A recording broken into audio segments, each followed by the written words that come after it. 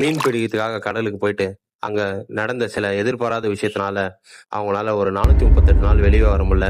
ஏன் அப்படி நடந்துச்சு? எங்க நடந்துச்சு? அப்படின்னு தெரிஞ்சுக்கணும்னு நினைச்சீங்கன்னா, இந்த வீடியோ முழுசா பாருங்க. நம்ம சேனல சப்ஸ்கிரைப் பண்ணிட்டு பாருங்க.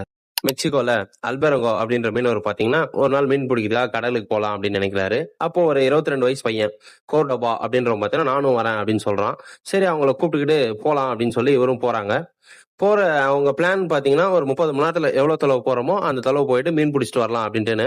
ஆனா அவங்க போயிட்டு இருந்த டைம்ல பாத்தீங்கன்னா, எதிர்பாராத விதமா ஒரு புயல் வந்துருது. அந்த புயல் பாத்தீங்கன்னா, ஒரு 5 நாளைக்கு அப்படியே இருக்கு.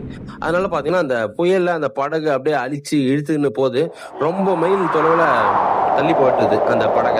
அதனால பாத்தீங்கன்னா, அப்போ வந்து அந்த மோட்டார் பழுதாயிடுது, ரேடியோ, ஜிபிஎஸ் எல்லாமே வேலை செய்யாம போயிடுது. அப்புறம் அவங்க என்னடா பண்றது அப்படின்னு சொல்லிட்டு அந்த மீன் புடிச்சிருப்பாங்க பாத்தீங்களா? அதனால அந்த ஏற்கனவே தத்தளிக்குது போட்டு. அதனால என்ன பண்ணலாம் அப்படின்னு சொல்லி அந்த புடிச்ச மீனெல்லாம் வந்து கடல்ல அப்படியே கொட்டிர்றாங்க.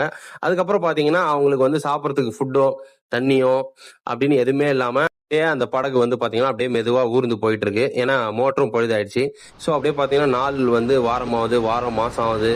வெயிலு, மழை அப்படின்னு சுத்தி சுத்தி அப்படியே இதுவாயிட்டே வருது. ஒரு கட்டத்துல என்ன பண்றாங்க, அவங்க பசி, தாகம் தாங்க முடியாம அவங்களோட யூரினும், அப்புறம் அந்த படகுல பக்கத்துல வந்து ஏதாவது பறவைங்க அந்த மாதிரி எதனா வந்துச்சுன்னா, அந்த பறவைங்கள புடிச்சு அந்த ரத்தத்தையும், அப்புறம் அந்த ஆமைங்கள புடிச்சோம், அப்புறம் சின்ன சின்ன மீன் எதனா வந்து உக்கார்றது, பக்கத்துல நிக்கிற பறவை எல்லாத்தையும் பச்சையாவே கடிச்சு சாப்பிடுறாங்க. இப்படியே அப்படியே அவங்க சாப்பிட சாப்பிட பாத்தீங்கன்னா, ஒரு 4 மாசமா இந்த மாதிரி ஃபுட்டாவே சாப்பிட்டு வராங்க. அதனால அந்த சின்ன பையன் வந்து பாத்தீங்கன்னா, ஃபுட் பாய்சன் ஆகி அவனும் இறந்துடுறான். அதுக்கப்புறம் அப்படியே கொஞ்ச நாள் அப்படியே இவர் மட்டும் தனிமையா அந்த படகுல அப்படியே போயிட்டு இருக்காரு. அப்ப பாத்தீங்கன்னா ஒரு தீவு மாதிரி தெரியுது. எப்பாடி என்னடா பண்றது, நம்ம இப்பயாவது பழைப்போமா அப்படின்ற ஒரு டவுட்ல அப்படியே அந்த படகுல இருந்து கீழே விழுந்து அப்படியே கொஞ்சம் கொஞ்சமா நீந்தி அந்த கரையில போய் விழுந்துடுறாரு. அப்புறம் அந்த ஊர் ஆளுங்க எல்லாம் பார்த்துட்டு ஹாஸ்பிட்டல்ல சேர்க்கறாங்க.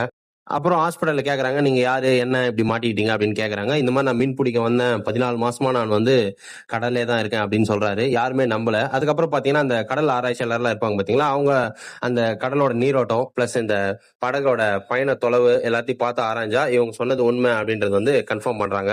ஆனா ஒரு மனுஷன் வந்து இவ்வளோ நாள் வந்து கடல்லயே இருந்திருக்கான், பொழைச்சிருக்கான் அப்படின்றது ஆச்சரியமா வந்து அப்போ பார்த்திருக்காங்க.